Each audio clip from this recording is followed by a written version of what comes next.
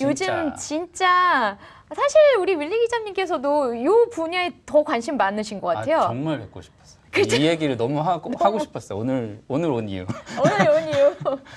네, 자 우리 김동환 대한금융연구소장님 모셨습니다. 여러분, 네, 와, 안녕하세요. 네. 정말 모시기 어려운 거 모셨습니다. 아닙니다. 뭐 그냥 시간이 많이 있어요. 네. 네. 되게 좀 궁금한 거 있었으니까 많이 좀 물어보세요, 우리 기자님. 요즘에 이제 시장 얘기가 워낙 이제 핫하다 보니까 맞아요. 이리저리 얘기들을 많이 해주셨잖아요. 네. 근데 올해 투자하시는 분들한테 이게 약간 많이 느꼈을 것 같은데 어떤 그 얘기들을 좀 해줄 수 있을까요? 네, 일단 제가 한국경제 채널에 나온 지 꽤 오래 전인데요. 언제 제가 한 두 번에 걸쳐서 한 5년 동안 이 프로그램 진행자로서 여러분들과 만났었는데 이렇게 또 한국경제에서 하는 돈림만세에 통해서 여러분들하고 인사드리게 돼서 반갑고요. 이 프로 이 기획하고 진행하시는 PD께서 네. 예전에 제가 진행할 때 그 PD예요. 그래서 한번 오시는 게 좋겠다 그래서 왔습니다. 그래서 아까 질문이 요즘 시장? 네. 투자하는 분들이 이제 많이 물어보는 것들이 있잖아요. 네. 어떻게 좀 요즘 시장 볼 수 있을까요? 물어보는 게 대부분 이런 거더라고요. 지금 사도 되나요? 삼성전자 사도 너무 오른 것 같은데. 지금 주식 들어가도 되나요? 아니면 뭐 지금 예를 들면 잘 나가는 주식들 사도 되나요? 늦지 않았나요? 뭐 맞아요. 이런 질문이 가장 많이 오고요. 네. 그리고 이제 오랫동안 연락이 끊겼던 분들도 전화를 하셔서 연락이 끊겼어. 그래서 그걸 어떻게 대답을 해야 되나 네. 고민스럽잖아요, 사실.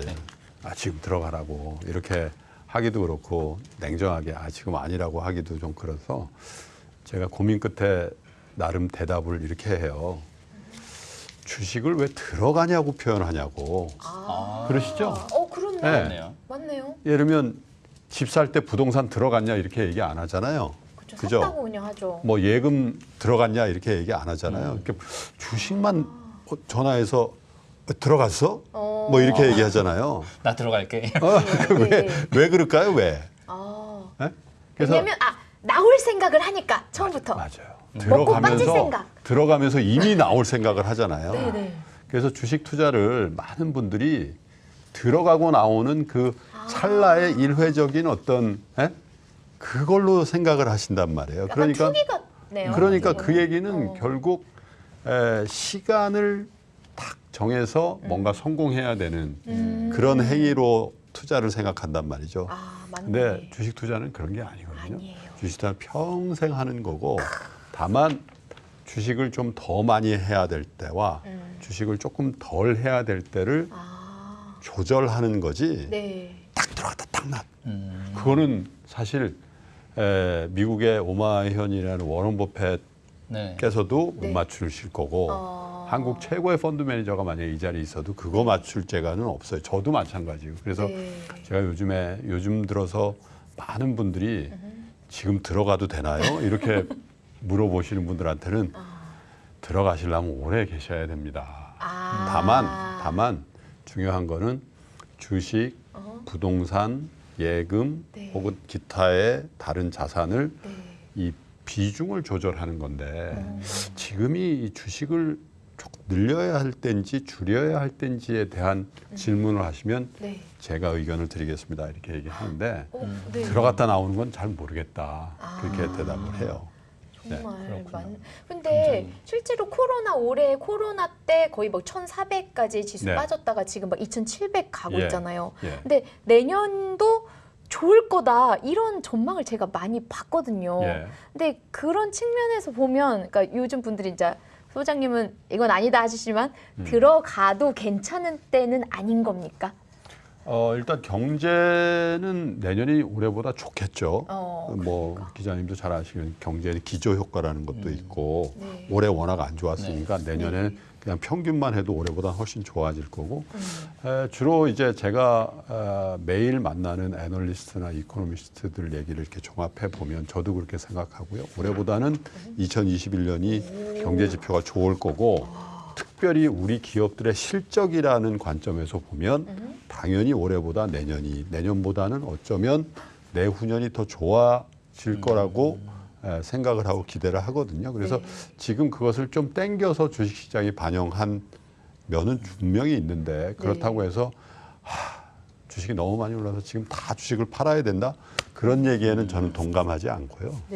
어쩌면 주가지수 측면에서도 상방이 좀 열려 있고 특별히 지수가 그렇게 많이 안 오른다 하더라도 우리 시장에는 훨씬 더 아웃퍼폼하는 이게 퍼포먼스가 좋아질 만한 그런 기업들이 많이 보이네요. 아, 많이 보이네요. 지금 사실 많이 보인다. 그런 거를 궁금해하실 거예요. 그게 뭘까? 이런 거 물어봐 드릴까요, 여러분? 우리 생방이니까. 질문이 좀 잘 보여야 그러니까 글씨가 안 보여가지고 참 안타깝지만 그건 좀 이따 그런 네, 얘기하기로 천천히 하고 말씀을. 우리 소장님에 대한 그러니까 먼 발걸음 해주셨으니까. 오셨는데 소장님에 대한 얘기를 안 하고 네. 오늘 이제 뭐 해야 바로 되라고 다이렉트로 막 다이렉트로. 네. 그러니까 소장님 진짜 아까 저희가 일부 때는 부동산 얘기를 했거든요. 네. 근데 금액 자체가 워낙 이게 규모가 크니까 네.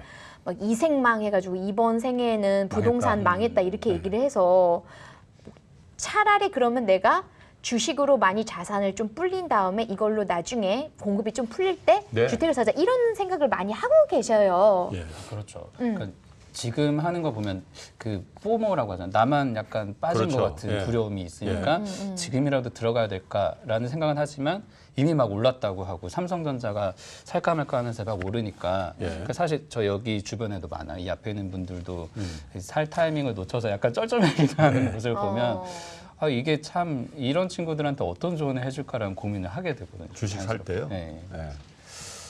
뭐 부담스럽게 생각하실 수도 있을 것 같아요. 근데 제가 아까 비중 조절이라는 말씀을 드렸지만은 또 한 가지 우리 투자자 여러분들이 좀 벗어나셔야 될 게 주식 투자를 하면 항상 결과가 최종적으로는 좋지 않을 거다라는 그 막연한 두려움이 맞아. 있죠. 맞아요, 있어요. 그리고 반대로 아파트나 주택을 사면 잠깐은 물릴지언정 결국은 이길 것이다라는 확고한 믿음이 있어요. 그래서 그러네. 부동산 불패, 주식 필패의 어떤 신화 같은 믿음이 우리 마음속에 있거든요. 네. 근데 그거 빨리 깨셔야 돼요, 사실은. 그걸 저는 깨야 그렇게 된다. 생각을 하고요. 네. 물론 이제 부동산이라는 게 사용재로서의 가치가 있기 때문에 그리고 맞네. 부동산은 대체로 다 장기 투자를 하기 때문에 부동산을 투자해서 실패할 확률보다는 성공할 확률이 여러 가지 면에서 좋아요. 네. 근데 우리 주변에 부동산 사서 성공한 사람만 있는 거 아닙니다. 예를 들면 그래요? 우리는 지금 네. 모든 우리의 주위를 서울에서 수도권에서 성공한 주택을 투자하고 소유하고 있는 분들만 생각하시죠. 맞네. 그런데 조금 교외로 나가보세요. 많은 전원주택이 있어요. 예. 많은 교외의 단독주택들이 있어요. 그것도 누군가 소유하고 있을 거란 말이에요. 누군가 샀을 거란 말이에요. 맞아요. 지금요, 서울 주변 수도권의 전원주택을 갖고 계신 분들은 엄청 힘듭니다. 그분들 서울에 그 알토란 같은 아파트 팔아가지고 노후를 좀 자연과 함께 살고자 자기가 집을 짓죠. 네. 엄청난 그 자재 또 인테리어 해가지고 자기 스타일에 맞춰서 엄청나게 비싼 집을 지었어요. 맞아요. 근데 지금 1가구 2주택 걸려가지고요. 아. 매물이 엄청 나옵니다. 왜냐하면 그거 갖고 있으면 서울에 아파트 한 채 있는 분들은 종부세에다가 재산세 폭탄 나오거든요. 그렇죠. 그러니까 뭘 팔겠어요? 서울 아파트를 팔겠어요? 그걸 팔겠어요? 그걸 파는데 사자가 없어요. 실제로. 그래서 그런 것들이 우리 주의를 안 끌어서 그렇지 부동산 투자는 필승이고 주식 투자는 필패다? 네. 그거 아니라는 거죠. 그거 아니다. 주식은 어떡할까요? 예를 들면 우리나라 시총 1위, 시가총액 1위, 삼성전자 지금요. 이론적으로 따지면 아무도 물린 사람이 없어야 돼요. 왜? 사상 최고가잖아요. 맞네. 삼성전자 상장된 지 30몇 년 됐는데 그 이후에 지금이 신고가예요. 네. 그럼 물린 사람이 없다는 얘기잖아요. 신고가니까. 네. 어제 산 사람도 먹었고 10년 전에 산 사람도 먹었고 30년 전에 산 사람은 떼재벌 된 거죠. 네. 그죠? 그런데 왜 주식 시장에서는 항상 실패한다고 생각할까요? 그 타이밍을 잘못 정하고 타이밍을 잡는 게 주식 투자라고 생각하기 때문에 그런 거란 말이에요. 내가 삼성전자 샀다. 그럼 삼성전자의 임직원들은요. 지금 7시 뭐 이렇게 됐잖아요. 지금도 아마 세계 도처에서 삼성전자 휴대폰 팔러 다니고 있고 반도체 공장 24시간 돌아다니고 있고 돌아가고 있고 그러잖아요. 그러니까 삼성전자 주식을 사는 거는 삼성전자에 나의 자본을 투입해서 동업하는 거거든요. 맞아요.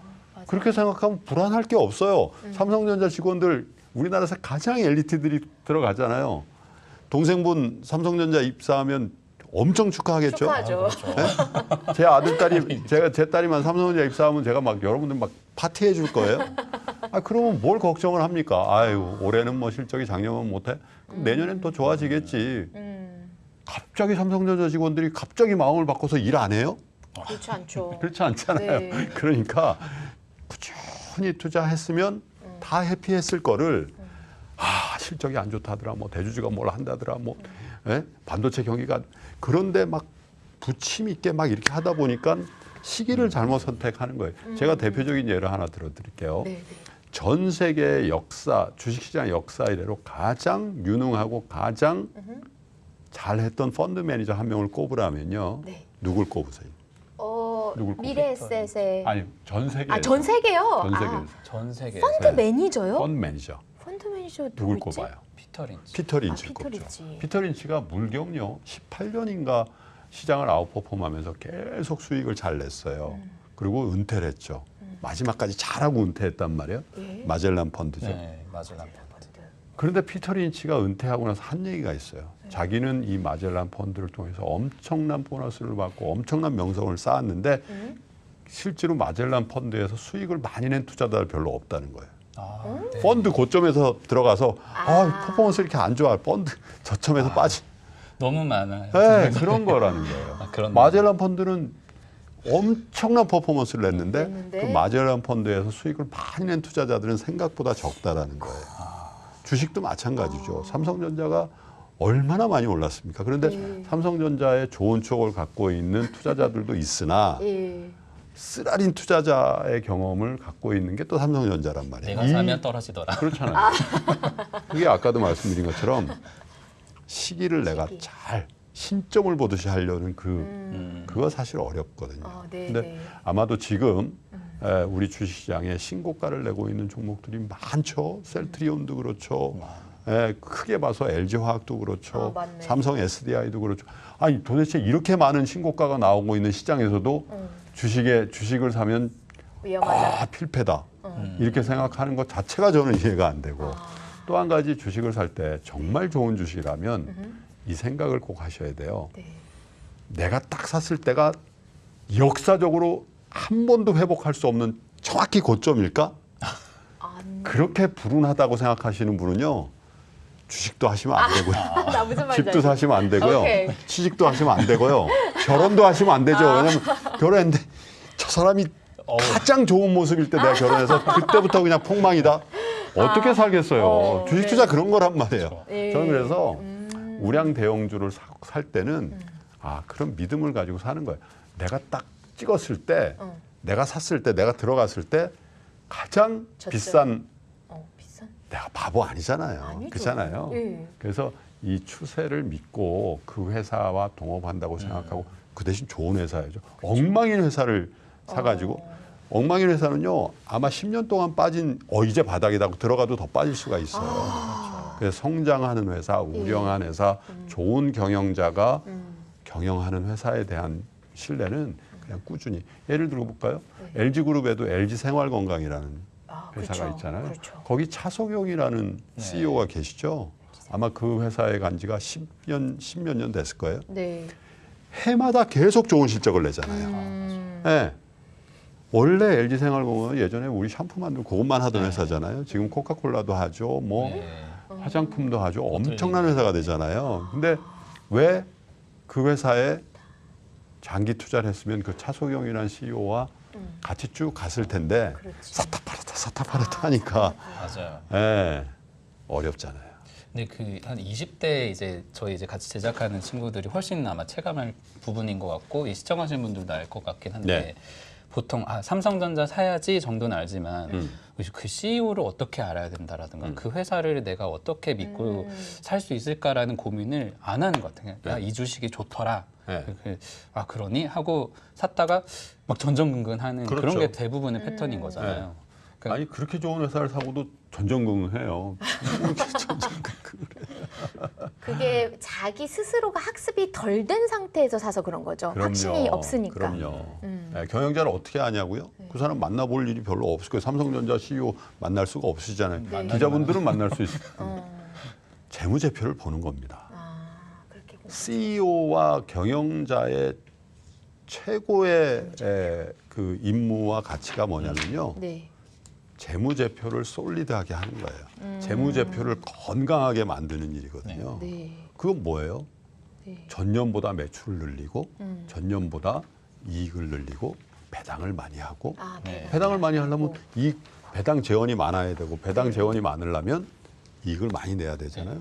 그런 재무제표를 쭉 추세로 가지고 움직이는 어쩌다가 3년에 한 번씩 조금 전년보다 못할 수도 있고 전분기보다 못할 수는 있지만 긴 안목에서 추세가 살아있으면 그 회사의 경영자들은 우리를 위해서 잘 일하고 있네.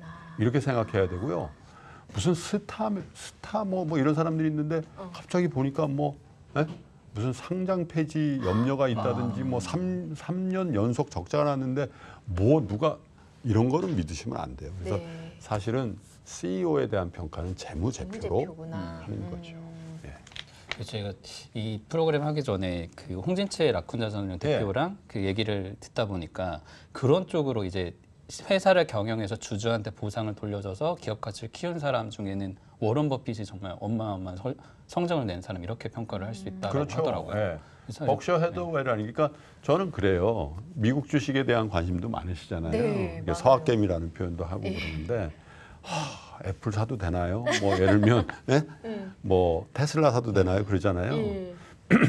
미국 주식에 처음 투자하시는 분은 그냥 버크셔 해서웨이를 사시라고. 너무 비싸던데요. 싼 주식도 있어요. 싼 것도 있나요? 비싼 주식도 있고 싼 주식도 두 가지가 있거든요. 근데 뭐 물론 삐주도 비싸긴 해요. 근데 사실 수 있을 정도의 가격인데 A주는 뭐 몇 억 하니까. 근데 왜 그런 말씀을 드리냐면요. 우리가 그러잖아요. 워런 버핏이 최고의 투자자라고. 그리고 서가에 보면 워런 버핏에 관련된 책 한 10몇 권 읽었어요. 그렇게 할 필요가 없어요. 그냥 워런 버핏이 경영하는 그 회사 주식을 사면 되지. 그렇잖아요. 워런 버핏이 뭘 해요? 자기 동료들하고 포트폴리오 하고.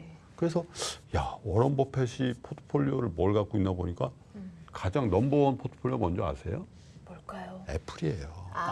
애플 제일 많이 갖고 있어요. 그래서 워런 버핏은 90세 할아버지시고 가치 투자자니까 저평가돼 있는 것만 사겠지. 코카콜라나 드시고. 근데 맞아, 코카콜라. 그 90세 할아버지께서 어르신께서 우리를 위해서 자기의 어떤 투자 패턴도 과감하게 바꿔가면서 애플을 사주시잖아요. 그러면 거기다가 그냥 투자를 하면 내 돈의 일부를 태워보는 거죠.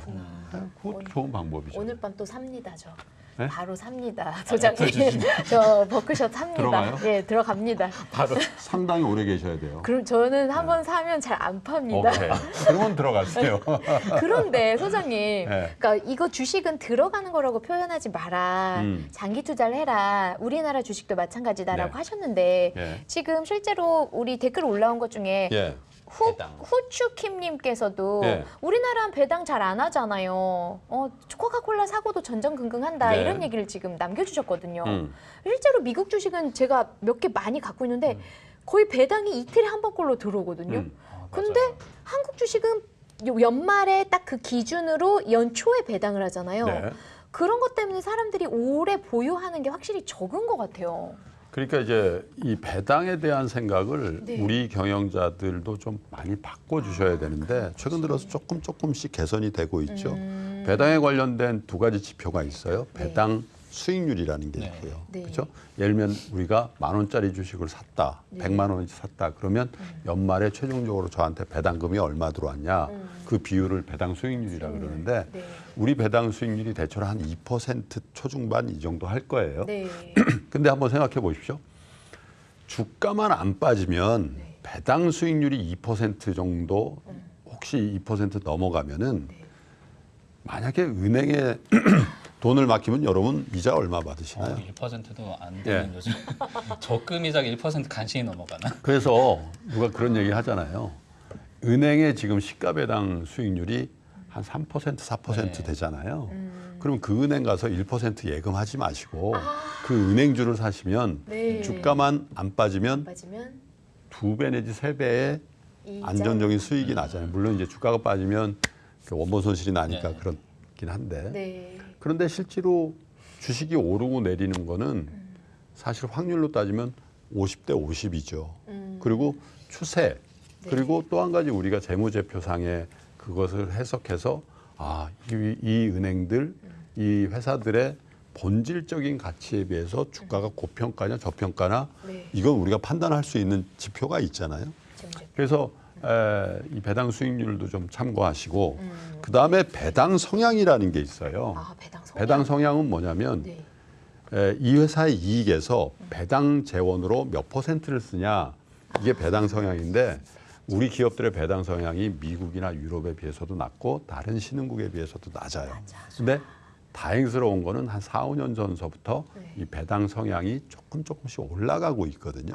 그래서 긴 안목에서 보면 지금도 무위험 자산 수익률 그러니까 은행 예금이라든지 국채 수익률보다는 배당 수익이 높고 그것도 조금씩 올라가고 있는 추세니까 미국 주식은 분기 배당 혹은 월 배당 이런 걸 많이 하는데 우리는 삼성전자 정도만 이제 분기 배당을 하고 있고 연 배당을 하고 있으니까 뭐 이틀에 한 번씩 받으시려면 도대체 종목이 몇 개나 있으시길래? 제가 올해 좀 많이 들어갔습니다. 들어갔다고 표현하지 말랬지. 많이 그렇죠. 같이 참여를 했습니다. 부럽습니다. 부럽습니다. 그러면 우리 삼성전자 얘기를 또 안 할 수가 없을 것 같아요. 워낙 많은 분들이 투자도 하셨고 그렇죠. 동학개비가 1.2조 원을 샀다고 합니다. 삼성전자를 세상에. 소장님 이거 삼성전자 올인한 동학개미 어떻게 개인적으로 평가하세요? 올해 들어서요. 우리 그 동학개미라고 불려지는 개인 투자자들이 어마어마한 일들을 하고 계세요. 자, 개인 투자자들을 우리가 조금 낮춰서 개미라고 부르잖아요. 그래서 저는 개미란 표현을 좋아하지 않습니다만은 저도 92년부터 주식 투자를 해오고 있습니다만은 개인 투자자 그러면 연상되는 게 뭐죠? 항상 고점에 물리고 그죠? 외국인한테 처발리고 저점에서 팔고 그래서 주식 절대 안 한다고 그러고 그런 거잖아요. 그런데 보세요. 올해 3월 달에 삼성전자 4만 원대 초중반에서 엄청나게 물량을 쏟아냈는데 그 누가 쏟아냈죠? 개인이 쏟아냈어요? 그거 다 외국인이 판 거예요. 그거 다 누가 샀어요? 우리 개인들이 다 샀어요. 그리고 그걸 갖고 있다가 삼성전자 6만 전자 넘어갈 때 엄청나게 사자 들어왔죠. 누가 사자 들어왔어요? 외국인 사자 들어왔어요. 그거 누가 줬어요? 개인들이 준 거예요. 저는요 92년 이후에 이런 거 처음 봤어요. 삼성전자라는 초우량 우리나라 대표 주식을 가지고 외국인한테 싸게 사고 비싸게 파는 걸 처음 봤다. 물론 6만 전자 때 주고 또 9만 전자 때도 살 수 있겠죠. 그죠? 그렇지만 정말 저점에서 우리 국민들, 우리 투자자 여러분들이 용기를 냈다라는 건 저는 엄청나다. 그 용기를 내게 하는 여러 가지 영향 중에 우리 한국경제TV도 기여하셨을 거고, 엄청나게. 여러분들이 이제 디지털 콘텐츠나 이런 것들을 만들면서 지금은 팔 때 아니라고. 근데 그런 거를 전에도 말씀 많이 드렸거든요, 솔직히. 근데도 왜 그러면 그때는 겁나서 막 내다 팔았을까요? 축적된 거예요. 축적된 거.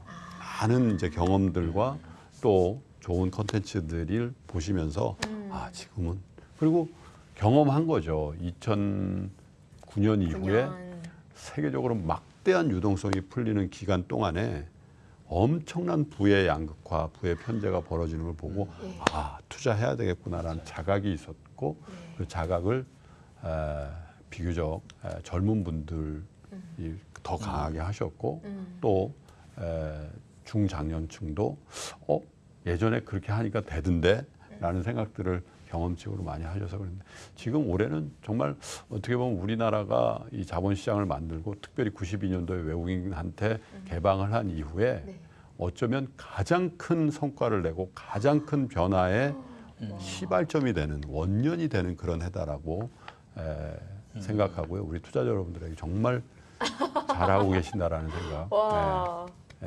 여러분 소장님은 정말 잘하고 계십니다.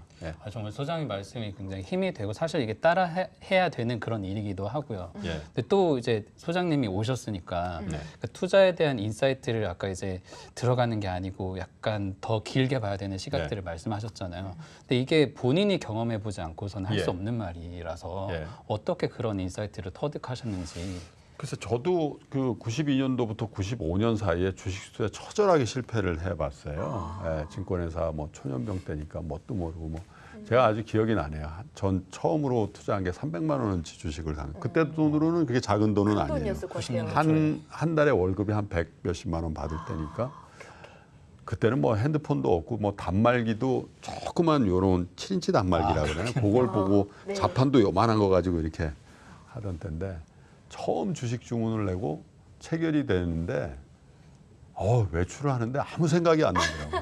그래서 빨리 들어가서 그거 얼마 됐나. 근데 제대로 된 기업 분석도 안 하고 제대로 된 재무제표도 보지 않고 그냥 감. 정말 요즘하고는 정말 비교할 수 없을 정도로 무지한 투자를 했거든요. 소장님도 그런 시절이. 아니 그때는 대부분 그랬습니다. 대부분 누가 전화하면 그거 괜찮아요? 그럼 뭐 그냥 사고. 전화가 왔잖아요. 전화로 주문. 그렇죠. 그리고 그때는 뭐 이 인터넷으로 주문하는 게 없으니까 지점에 전화해서 뭐 얼마 사주세요. 뭐 이렇게 할 텐데 지금도 그런 분이 있습니다. 그래서 뭐 그냥 우격다짐으로 투자를 했다고 할까요? 그래서 92년도부터 95년 초까지 굉장히 많이 그리고 또 한 가지는 제 돈이 아니라 대출을 받아서 했어요. 정말요? 예. 근데 대출 이자가 15%. 그 시절의 대출은 진짜. 그러니까 지금 생각해보면 주식하면 안 되는 돈. 왜냐? 15%로 이자를 내야 되는데 그러면 나는 15% 플러스 알파의 수익률을 내야 되잖아요. 그래서 여러분 주식 투자가 지금이 지금이 비교적 좋은 시기라는 게 주식으로 여러분들은 지금 이자율, 지금 은행에서 대출 받으시면 시중도가 좋으신 분은 한 3%. 진짜 더 좋은 분은 그거 밑으로도 하실 수 있고 예금을 하시려면 여러분 1%밖에 안 주잖아요. 그렇죠. 1억까지면 1년에 100만 원 줍니다. 12분의 1 하면 10만 원도 안 돼요. 우리 셋이서 회식하면 끝나는 돈이에요. 그런데 그때는 대출 이자가 15%. 그러니까 주식에서 얼마나 어려워요. 주식으로 초과 수익을 내는 게. 그래서 뭐 주식도 까지고 대출 이자도 갚다 보니까 이게 쪼그라들어 가지고 그래서 제가 95년도 말인가요? 이대로는 안 되겠다. 그래서 시중에 나와 있는 책도 보고 주식을 잘하는 선배들 찾아다니고 해서 정신을 차렸어요. 그래서 96년도부터는 포트폴리오라는 것도 해보고 또 정말 재무제표도 한번 보고 시간이 나면 그 기업의 탐방도 가보고 해서 96년도, 97년도 한 2년에 걸쳐서 수익률이 굉장히 좋아서 97년도 7월에 제가 영국으로 MBA를 가거든요. 근데 그때 IMF 때. IMF 직전에요. 그때 모든 주식을 다 팔아가지고. 대박. 정말 잘해요. 어떻게 그러세요? 타이밍이. 어머. 근데 이제 제가 뭐 성견지명이 있었다기보다는 생각을 해본 거죠. 영국으로 유학 가서 학위를 하려면 공부 열심히 해야 되는데 주식을 그거 인터넷도 안 되는 거예요. 국제 전화해서 막 얼마냐 물어보기도 그래서 내가 판단하기에 이걸 병행할 수는 없겠다. 그래서 지금은 나의 휴먼 캐피탈 내 주식 나에 대해서 투자할 시기다. 인테크 들어보. 그래서 맞네. 이게 진짜. 그래서 선택을 한 거죠. 그리고 그 돈은 정확하게 은행에 넣어놓고 갔어요. 예금에다. 네, 그게 한 오케이. 7, 8천만 원 됐는데 예. 그리고 IMF 온 거예요. 아, 세상에. 그래서 IMF 때 예. 삼성전기 이 예. 채권을 30%에. 아, 채권을 그때 네, 저는 이율이 채권부에 30%. 있었으니까. 와. 그 IMF 채권을 때니까. 한 3, 4천만 원어치를 연수익률에 그 채권 삼성그룹의 삼성전기 채권을 사면 연에 이자를 30% 주는 거예요. 그 채권을 이거는 네, 그 채권을 세상에. 사고 나머지 돈으로 용산의 모 동네에 있는 미분양 아파트를 24평짜리를 샀어요. 아, 잘하셨다. 그게 저의 재테크의 시드머니가 돼서 와. 집을 구한 것 자체로 그리고 유학하고 이제 거기서 근무하다 돌아오니까 네. 다시 정상화가 됐고 돼 있고. 그걸 이제 정리하고 이렇게 해서 시드머니 만들어서 다른 데 또 집을 사고 이렇게 해서 성공을 한 했어요. 번만 조금만 운이 좋으신 분 같아가지고. 네. 아니 그렇게 찔러봐서 운이 오겠습니까? 야, 팍 찔러야 되나? 그래서 제가 젊은 분들에게 너무 재테크를 하셔야죠. 근데 너무 여기다 올인하지 말라고. 왜냐하면 여기도 직장입니다만은 직장 상사들은요. 여러분들이 주식에 올인하고 있는지 일을 열심히 하고 있는지 다 보이거든요. 아, 맞네. 그래요. 저도 직장에서 뭐 임원도 해보고 했습니다만은 그래서 여러분들의 휴먼 캐피탈을 막 훼손시키면서까지 아, 맞다. 계속 주식을 열심히 하세요. 그런데 명언이다. 밸런스를 잘 맞추셔야 돼요. 맞아. 예. 요새 그 9시쯤 되면 다른 회사들 우스갯소리로 음. 화장실에 다 들어가서 그거 하고 있다. 아, 정말. 네. 그런데 그렇게 한다고 해서 수익률이 좋아지는 게 아니고요. 쭉 어떤 장기적인 안목에서 투자를 하시는 게 좋은데 주식에 몰입하셔야 될 때도 있고 여러분들의 어떤 직장의 일, 학업의 일 그리고 여러분의 사업체 일에 더 몰입하셔야 될 때도 있는데 네. 그 구분은 좀 잘 하셨으면 좋겠어요. 그러면 방금 얘기해 주신 그 진정한 내 인테크 어떻게 보면 휴먼 캐피탈을 예. 해치지 않는 선에서 투자를 그렇죠. 하는 것이 네. 어떻게 보면 직장인 분들에게 해주고 싶으신 조언인 거네요. 왜냐면요, 제가 금리 얘기를 했잖아요. 네. 자, 제 연봉이 만약에 5천만 원이에요. 이 5천만 원의 연봉을 포기하고 만약에 내가 어떤 투자를 통해서 이 5천만 원을 벌어야 된다고 생각해 보세요. 네, 네. 자, 5천만 원을 은행 이자, 그러니까 일종의 리스크가 없는 돈으로 수익을 올리려면요. 여러분 얼마를 은행에 갖다 맡기셔야 되냐면요. 50억을 맡기셔야 5천만 원 줍니다. 그치, 1% 그 정도. 맞네. 그쵸? 네, 네. 1%니까. 예. 물론 이자율이 좀 더 있는데도 이렇게 리스크하죠. 여러분 5천만 원의 직장이 있다는 건요. 50. 여러분 50억 자산가라는 뜻도 됩니다. 그치, 50억이. 그런데 보시면 여러분들이 잘 성실히 일하시면 5천만 원이 그래도 조금씩 올라가죠. 네. 이것도 복리의 개념까지는 아니지만 올라간단 말이에요. 아쉽긴 하지만 올라가죠. 어쨌든. 예. 그래서 전업 투자를 해야 되겠다라고 생각하시는 분들이 꽤 있어요. 요새 많았었던 것 네, 같아요. 그런데 제가 가급적 말립니다. 전업 투자를 하시면 아까 말씀드린 것처럼 여러분들의 노동소득을 다 자본소득으로 치환하셔야 되는데 여러분들이 갖고 있는 시드머니가 엄청 크지 않는 이상 계산이 잘 안 나와요. 내가 5천만 원 시드머니가 있는데 이걸로 나의 노동소득 5천만 원을 커버하고도 얼마를 더 벌려면 해마다 여러분들은 100% 플러스 알파의 수익률을 내야 되는데 예. 그게 상승장에서도 잘 어렵거든요. 맞아요. 근데 주식은 그런 얘기 하잖아요. 2년 오르고 3년 빠진다고. 아니, 못 들어봤어요. 그런 얘기 해요. 아, 그렇구나. 산이 깊으면 골이 깊다. 그리고 산이 높으면 골이 깊다. 그리고 그 이번에 새로 들어오신 분들은요. 주식은 그냥 무조건 올라간다는 환상 같은 걸 갖고 계세요. 왜냐면 올라가는 것만 봐서. 네, 맞네. 예, 그런데 90년대부터 투자한 저는 와 IMF 금융위기 또 이번에 코로나 위기 그 중간중간에 카드 사태 또 유럽 재정위기 미국의 또 신용등급 강등 문제 이런 고비고비마다 엄청나게 속절없이 빠지는 국면들을 많이 봐서 네. 최근에 수익률은 젊은 분들이 굉장히 좋아요. 왜? 배심 있게 지를 수 있더라고요. 근데 저처럼 50대, 60대 이런 분들은 야, 또 당한다 이거.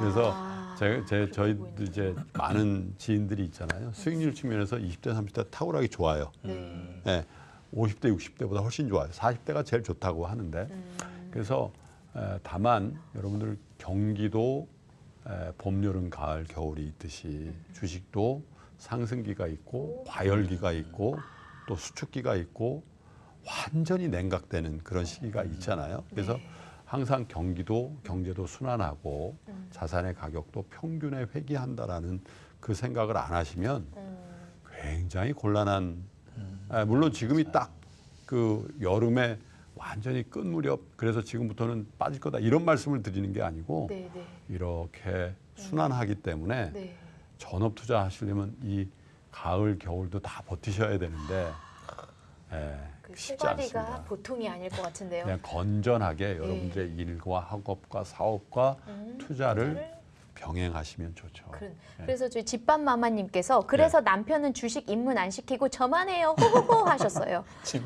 근데 저분이 아마 저 주부님이신 것 같아요.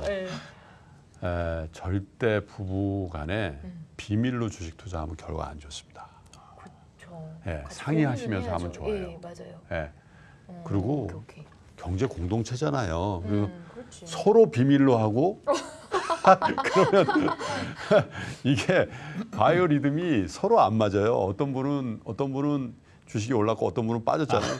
그리고 같이 빠지는 날은 어떻게 하시겠어요? 한숨이 푹푹 나오고. 그러니까 서로 근데 얼마 전에 젊은 부부인데 아마 이 프로도 보실 수 있는데 경남 하동에서 근무하는 두 부부인데 서울에서 뭔 일이 있어요. 저를 찾아오셨어요. 근데 너무 부럽더라고. 왜 찾아오냐면 종목인가 뭐 포트폴리오를 가지고 둘이서 막 토론하다가 결론이 안 나서 저한테 상의하러 왔어요. 근데 너무 좋아 보이더라고요. 진짜 그래서 좋네. 제가 저녁도 점심도 사드리고 했는데 그렇게 토론하시면서 같이 얼마나 좋아요. 알콩달콩. 너무 모범적인 네, 사례네요. 모범적인 부부네요. 그러면 혹시 소장님 주식을 좀 시작하는데 초보다 그런 초보 투자자가 꼭 이거 알고 시작해야 된다 이런 거 있을까요? 알고 시작하셔야 되는 것도 있고요. 준비가 돼 있는 것도 있어요. 저는 항상 지론이 비교적 규모 있는 시드머니를 만들 때까지는 위험한 투자하지 마시라고. 시드머니를 일단 어떤 분들은 시드머니를 투자로 만드시려고 하거든요. 제가 약간 그런 쪽인데. 여기 저희는 윌리가 그러네요. 내가 정한 시드머니가 만약에 5천만 원이에요. 근데 그 시드머니를 내 월급에서 일부 모은 200만 원으로 5천만 원 만들겠다라고 투자를 시작하는 분들이 있거든요. 그거는 결과가 잘 안 좋으세요. 그러면 그래서 시드머니를 모으기 위해서는 여러분들이 이걸 꼭 알아두십시오. 특히 젊은 분들은 안 쓰고 안 입고 안 마시고 해외여행 안 가고 워라밸 안 하시고 모으는 게 시드머니예요. 올해 지금 최적의 조건인데 어차피 못 가고. 5 아닌가요? 6 아닌가? 먹방 안 하시고 하는 게 시드머니거든요. 그렇게 모으는 시드머니가 아주 견고한 시드머니예요. 그래 내가 다른 데 나가서도 이 예를 많이 드는데 우리 어렸을 때 보면 그저께 눈 많이 왔잖아요. 눈사람 만든다고요. 근데 눈사람 만들어 보셨어요? 그럼요. 뭘로 만드셨어요? 안에 그걸 뭘로 해서 굴리세요? 돌을 넣거나. 그러니까 엄청 오래 걸려서 요만한 눈사람 만드셨을 거예요. 우리 어렸을 때는 연탄재로 이렇게 굴려요. 연탄재. 연탄을 넣고 왜냐면 다 연탄을 쓸 때니까 연탄재가 이만하잖아요. 쑥쑥 굴리면 큼지막한. 근데 조약돌로 여러분 자갈 같은 걸로 시드머니 하면 잘 뭉쳐지지도 않고요. 며칠을 굴려도 이게 안 돼요. 그래서 규모 있고 강한 시드머니가 여러분 투자에 꼭 있으셔야 돼요. 근데 그 시드머니는 투자로 만드시기 어려우세요. 그래서 내가 직장 생활을 한다 그러면 절대 조급하게 생각하지 마시고요. 여러분들이 최종적으로 만들고자 하는 목표한 금액 만약에 내가 내가 40대 중반까지 금융자산으로만 10억을 모으겠다. 그리고 10분의 1까지는 여러분 저축으로 모으셔야 돼요. 1억은 그곳의 10분의 1까지는 네. 저축으로 모아야 된다. 10분의 1, 제 지로는 그래요. 여러분들이 선생님의 최종적으로 지로는. 물론 여러분이 돌아가실 때까지 그거 너무 길잖아요. 어떻게 될지. 그래서 여러분들이 그 금융자산의 10분의 1인 그렇죠. 거죠? 오케이. 금융 시드머니는 네, 따로 네, 모셔야 금융 돼요. 시드머니, 그래서 내가 40대 중반까지는 금융 자산으로 10억을 모으겠다. 그러면 금융 시드머니를 1억을 모으셔야 되는데 그 1억을 좋아. 1,000만 원 가지고 투자해서 1억 모으겠다. 그거 잘 안 되면요. 시드머니도 못 모으잖아요. 아예 실패하고.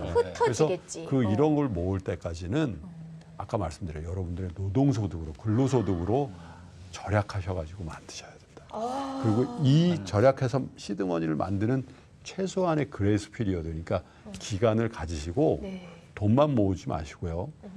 인사이트, 난리지를 같이 모으셔야 돼요. 그렇지. 공부를 해라. 네. 그런 다음에 투자하셔도요. 요번 기회에 못 먹으면 안 될 것 같은데. 예. No. 그렇지 않습니다. 투자는 항상 기회가 와요. 그래. 여름, 가을, 겨울이 있으니까 네. 딱 그때 항상 준비를 기회가 할수 와요. 있으면 네. 요번에 못 먹었다고 뭐 또 10년 기다려도 전혀 그렇지 않습니다. 그렇지 않아요. 네.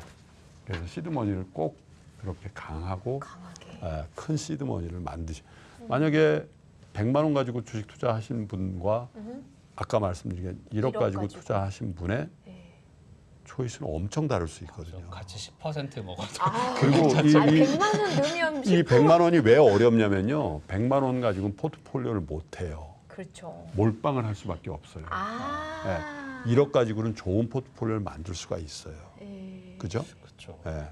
그래서 결국 최종 승자는 이분이 될 가능성이 굉장히 많아요. 네네. 그리고 돈의 소중함을 여러분들의 근로소득, 노동소득을 잘 근검절약해서 만드는 그 습성을 길러야만 투자도 신중하게 예, 누구 말만 듣고 진짜 들어가고 나오고 안 하신단 말이에요. 네, 소장님 말씀 너무 인상적이어서 좋긴 한데 딱 저도 걱정하는 부분은 저희 지혜생활님이 말씀해 주신 네. 것 같아요. 금리가 너무 낮아서 이게 근로소득으로 막 모은다고 해도 네. 그 아까 말씀하셨던 한 10%가 넘는 금리 시절하고 너무 차이가 나잖아요. 그거 아주 좋은 지적이신데요. 이렇게 지적하시잖아요. 김프로님 옛날에 뭐 10%대 이자 그러니까 뭐 축축축축 해도 된다고 그러잖아요. 근데 어찌 보면요. 시드머니를 만들 때까지는 힘들어요. 근데 보세요. 1억의 시드머니가 있는데 여러분 은행에 가지 말고 투자를 한다라고 생각해 보면 투자의 기회는 저금리 때 훨씬 더 좋죠. 네, 그렇죠. 지금 주식이 되는 이유가 뭐죠? 저금리. 저금리니까요. 예. 그러니까 주식이 되죠. 네네. 만약에 지금 금리가 예전에 저 때처럼 금리 10%면요. 주식 안 돼요. 그렇죠. 그죠? 주식할 이유가 없죠. 그럼 보세요. 아니 어떻게 10배가 나죠? 이렇게 질문하실 수가 있잖아요. 네. 10배? 지금 은행 이자가 1%인데 10배 날라면 몇 %죠? 1000%잖아요. 네. 그죠? 1%씩 그러네. 1000% 복리로 하더라도 뭐에 한 몇백 년 걸리는 건데. 근데 저금리는요. 항상 이 주식을 비롯한 위험 자산 쪽에 기회를 준단 말이죠. 그래서 여러분 10배 금방 납니다. 금방이라는 표현은 좀 뭐 몇 개월 만에 나는 게 아니라 의외로 나요. 의외로. 그리고 여러분 생각해 보세요. 오케이. 금융위기만 하더라도 거의 10년 주기로 생기잖아요. 네. 그때 여러분들이 잘 모멘텀을 가지시면 쑥쑥 불어요. 근데 시드머니가 작아요. 100만 원 가지고 10배 놔도 1000만 원이란 말이에요. 그러니까. 네, 그래서 너무 조급하게 생각하지 마시고 정말 강하고 규모 있는 시드머니를 만드는데 일단 여러분이 집중하시라고 네. 그렇게 꼭 조언 드리고 싶습니다. 그리고 예금 얘기만 하신 게 아니라 아까 5 안, 6 안 얘기하셨잖아요. 그러니까 안 쓰고 안 가고. 그러니까 그걸 하면 확실히 더 빨리 모을 수 맞아요. 있을 것 같아요. 네, 예. 맞습니다. 쓸 거 다 쓰면서 예금하라는 말씀이 아니시니까 맞습니다. 괜찮을 것 같아요. 예. 근데 이제 그런 약간의 시드머니가 모였을 때 그 아까 이제 소장님 말씀 듣다 보니까 그 강방천 회장님 인터뷰도 해보셨겠지만 강 회장님이 IMF 때에 그 나름의 인사이트로 투자한 종목들로 굉장히 수익을 많이 내서 유명해지셨잖아요. 그러니까 그런 것들을 발견하는 그런 노하우 이런 것들이 재무제표만 읽는다고는 그것도 당장 눈에 잘 안 들어오니까. 그 두 가지예요. 강 회장님하고도 저도 뭐 교류를 많이 하고 그렇게도 이제 만나서 대화를 했습니다마는 굉장히 어려운 건데 하나는 저는 투자를 어떻게 규정을 하냐면 세상의 변화와 나와의 건강한 긴장 관계를 유지하는 게 투자다라고 생각합니다. 세상이 어떻게 돌아가니 난 I don't care. 난 몰라. 내 주식만 나는 이게 가치 투자야. 네? 아니죠. 예. 굉장히 오래 걸릴 수가 있거든요. 네, 네. 세상은 지금 플랫폼 기업들로 네이버, 카카오 가고 있고, 네, 그죠? 네. 거기다가 바이오가 가고 있고, 2차 전지가 가고 있는데, 난 여전히 철강 화학이야. 한국전력. 네, 네. 아니, 물론 그게 그래서 세상의 변화에 내가 이렇게 잘 적응하면서 같이 발맞춰 나가는 게 사실 투자의 근본입니다. 네, 맞는 것 같아요. 예. 또 한 가지가 있죠. 너무 빨리 나가는 거예요. 너무 빨리. 와, 오버슈팅 하고 있는데 그걸 막 따라가. 이게 막 진짜 완전히 그냥 뭐 세상 개벽을 할 정도로. 예. 그런데 내년 같은 경우에 제가 뭐라고 하냐면 성동격서입니다. 이렇게 얘기하는 게 우리의 지금 모든 주의 주목을 끌고 있는 자산을 잘 보세요. 네. 나라는 어디죠? 나라요? 네. 한국, 한국 말고 외국에. 미국이죠. 네, 네. 우리의 모든 주의를 미국에서 다 끌어당기죠. 맞아요. 트럼프가 그러더니 바이든이 그러더니 거기에 네. 또 무슨 백신도 백신도 그렇고. 네, 백신도 근데 다. 그 미국에서 정말 내년에 큰 수익이 날까요? 정말 네. 이런 접근은 네. 자, 세상의 변화에 순응하려면 그건 그거대로 하되 네.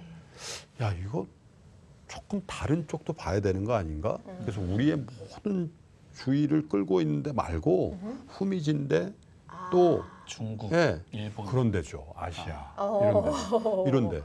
주식도 그렇잖아요. 네, 네. 세상의 변화를 가긴 가. 근데 그렇지. 너무 많이 간 것 같다라는 생각이 들면 아, 그래도 우리 생활에 없어서는 안 될 되는, 그 산업을 보면 네, 네. 오, 저평가가 보이네. 그리고 그러네. 코로나 때문에 예. 모든 게 봉쇄돼 있는 경기에 관련된 주식들도 백신이 나오고 정상적인 경제 활동을 하면 다시 정상화 되겠네.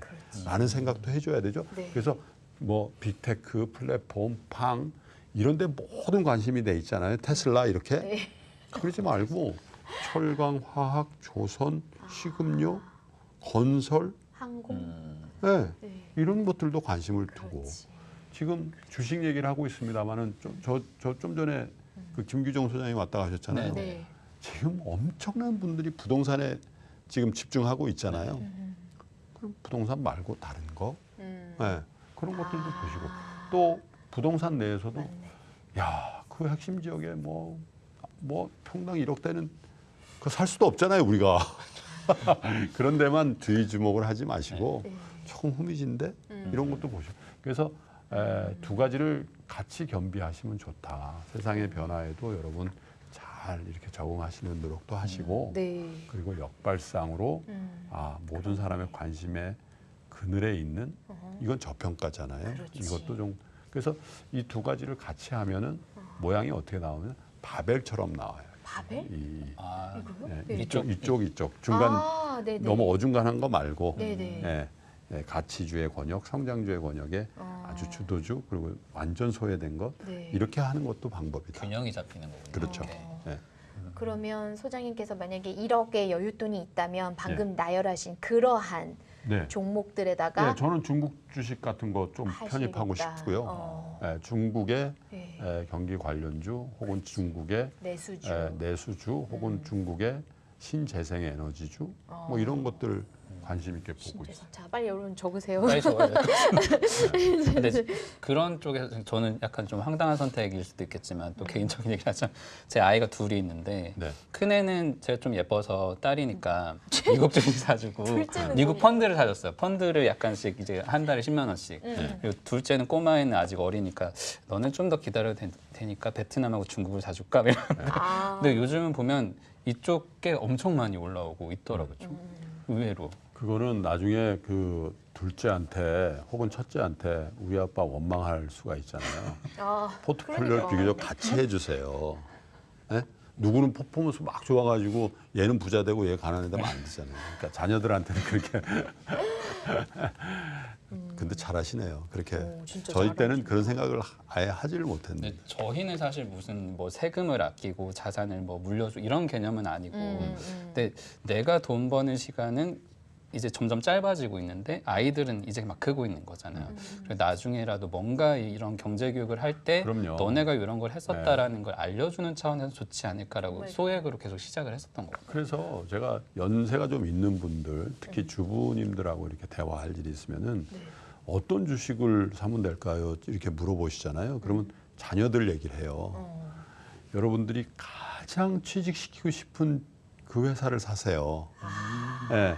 여러분들 자녀들 중에 학교 졸업하고 그 회사 들어가면 막 잔치 벌릴 만한 그런 회사들 있잖아요. 네. 아까 얘기 들은 거. 아까 몇 개 나왔잖아. 네. 그거 어디예요? 삼성, 우리나라 삼성. 근데 글로벌도 있잖아요. 예, 뭐 애플, 아마존 이런 데 들어가면 좋아하지. 만약에 지금 여러분들이 막 그러는데 우리 아들내미가 저기 보잉 들어갔어. 그러면 좋긴 한데 약간 걱정도 되고. 걱정도 되죠. 그죠? 네. 근데 이게 시기에 따라서 많이 변해요. 맞아. 한 10년 전에 우리 아들내미 이번에 카카오 들어갔어. 그러면 어떻게 돼요? 거기가 어디야? 야, 뭘 그런 데를 갔니? 있잖아요.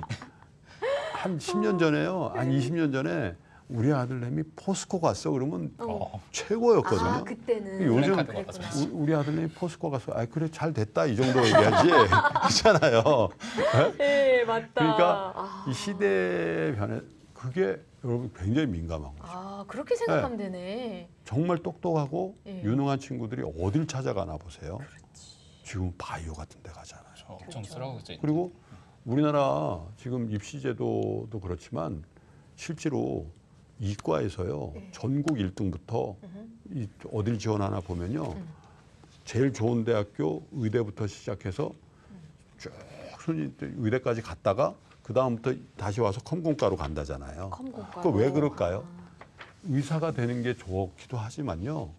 의사가 의대를 나오면 두 가지 옵션을 갖게 된 거예요. 하나는 의사를 해도 되고 두 번째는 바이오 벤처를 할 수도 있잖아요. 예전에는 바이오 벤처가 없으니까 의대는 그냥 의대죠. 근데 지금은 의사들이요 막 그거 아시잖아요. 뭐 무슨 바이오 다. 그러니까 사람들은 옵션을 갖고 싶어 하잖아요. 그런 것처럼 여러분들의 자녀들이 어디에 취직하는 것을 열망하는지 그걸 잘 보시면 거기에 투자의 답이 있다. 자녀 교육에 답이 있다. 것도 굉장히 또 그렇게 생각하니까 딱 보이는 것 같아요. 좀 더. 소장님은 저는 개인적으로 우리 딸이 이제 유학을 가서 A모 플랫폼 회사에 취직을 했어요. Amazon. You're right. 네네네. 굉장히 잘 되셨네요. 와, 잘 됐다. 글로벌 좋죠. 그래서 저보고 그러더라고요. 주식 사지 말라고. 예? 누리 사면 안 된대. 안 돼. 가족은 못 사는 거예요? 그런 게 신고해야 된다더라고. 아마존은 아직도 그래서 걱정하지 말라고 안 산다 그랬어요. 아니, 왜요, 소장님 무슨 그 글로벌 위기가 이제 또 올 거다라고 보시는 건가요? 아니면 아니 그게 아니고 그 룰 베이스로 룰 그렇게 베이스 돼. 때문에. 룰이 가족 정보가 살 수도 있고. 그 정도는 지켜줄 수 있다. 딸을 위해서. 주식 뭐 하늘의 별처럼 많은 게 주식인데 뭐 그걸 사야 되나. 맞네요. 그 말도 맞네. 소장님 되게 웃긴 게 있어요. 투자의 귀재 짐 로저스가 2016년에 그런 말을 했다죠. 5년 후에 한국이 망한다? 이런 얘기를 했나요? 저는 개인적으로. 제가요. 제가 사실은 짐 로저스하고 한 2번 인터뷰를 했거든요. 정말요? 저희 방송에서. 네. 근데 짐 로저스 참 훌륭한 분인데 지연파 하시잖아요. 제가 여러분께 꼭 말씀드리고 싶은 게 있어요. 뭐냐면 서점에 가시잖아요. 네. 서점에 가셔서 이런 제목에 있는 책은 보지 마세요. 어떤 거요? 절벽, 절벽? 붕괴, 위기 이런 거 있죠.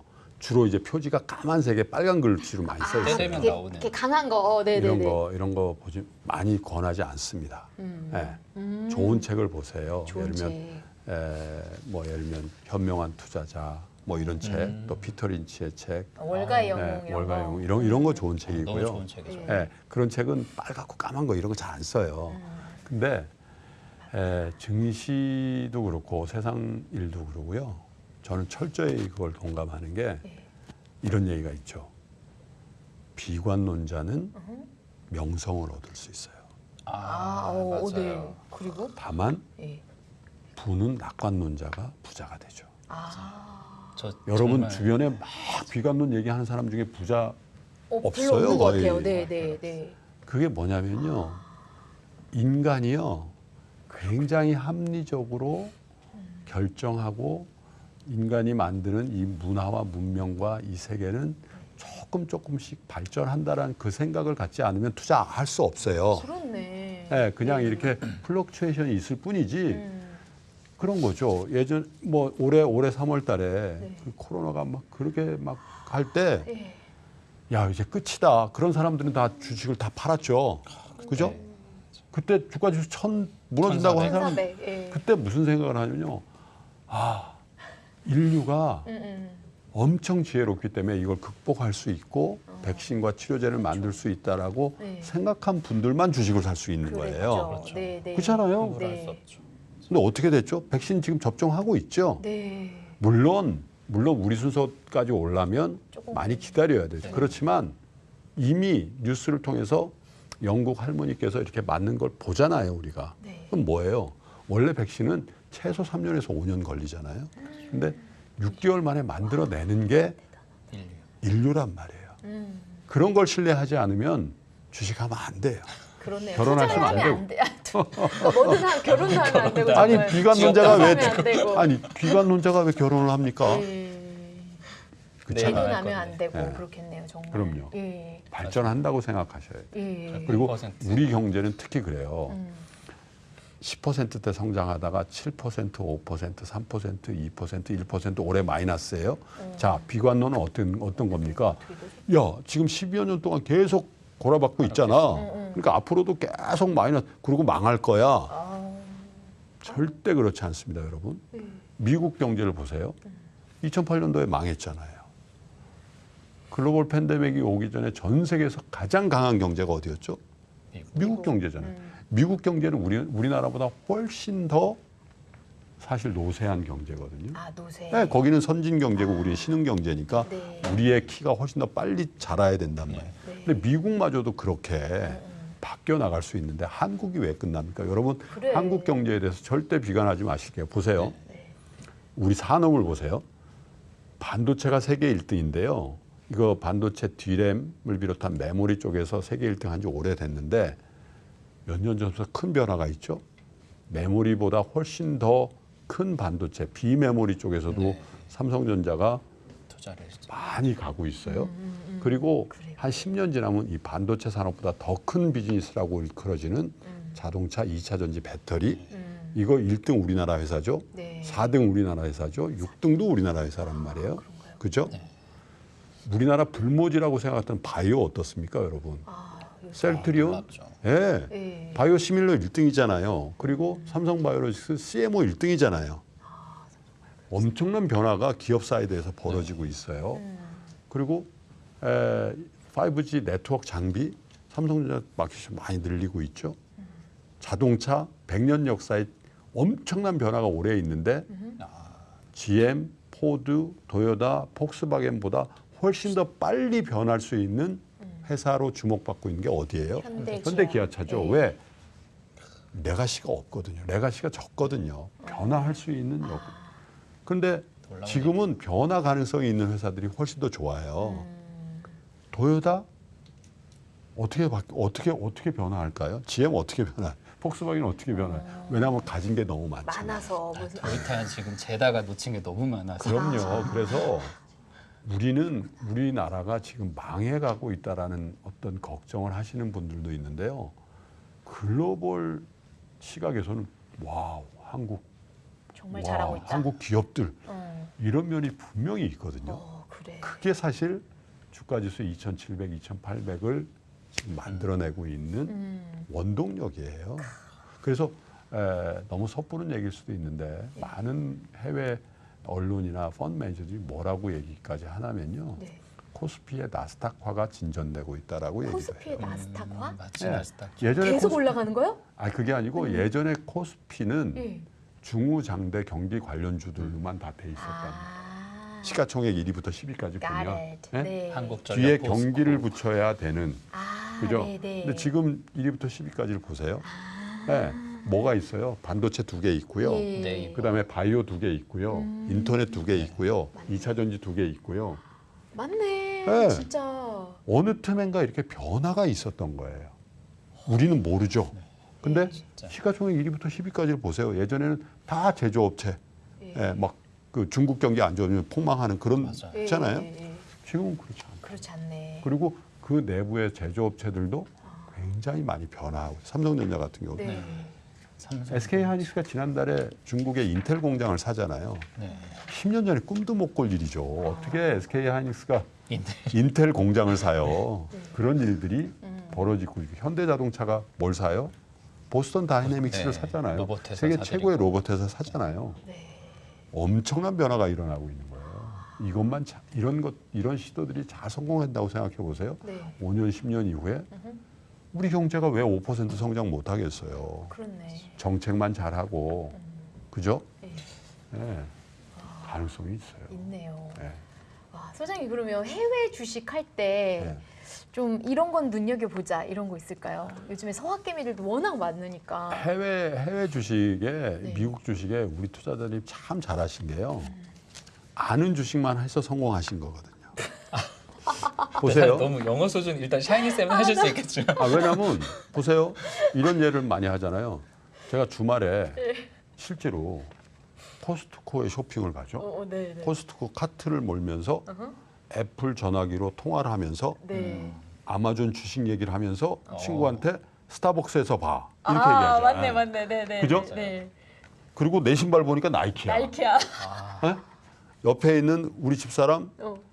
딱 보니까 룰루레몬 입었어. 아. 그러니까 아는 것만 투자하셔도 충분해요. 그런데 제가 말씀드린 그 주식을 보세요. 예. 애플, 아마존, 코스트코, 룰루레몬, 나이키, 디즈니 영화 보고 이런 거 있잖아요. 넷플릭스 네네. 이런 거 있잖아요. 네네. 제가 미국에 3년 동안 살아봤잖아요. 비즈니스 해봤잖아요. 네. 미국 사람보다 한국 사람들이 더 잘 알아요. 그래요? 더 잘 알아요. 아니 아마존을 예를 들면 나이키를 하는데 미국 사람들이 나이키에 특별히 더 잘 알 게 뭐 있어요? 우리 신발도 나이키 신는데. 그렇네. 스타벅스 맨날 가는데 미국 사람보다 스타벅스 게 뭐 있어? 뭘 이렇게 뭐가 있어요? 그렇네. 그렇죠. 그리고 이 회사들은 다 검증받은 회사잖아요. 그렇죠. 근데 유독의 미국 주식 실패한 분들이 누군지 아세요? 나만 대박 나야지 아무도 모르는 주식 찾으라고 하는 사람들. 니콜라 같은 거 뭐 사고 이런 거. 네. 그런 분들만 실패하잖아요. 그러니까 지금처럼 하세요. 검증된 주식들 위주로. 네. 그럴 거예요. 미국 사람들이요. 제 친구들도 한국 주식 투자하는 사람들은 대부분 삼성전자 사요.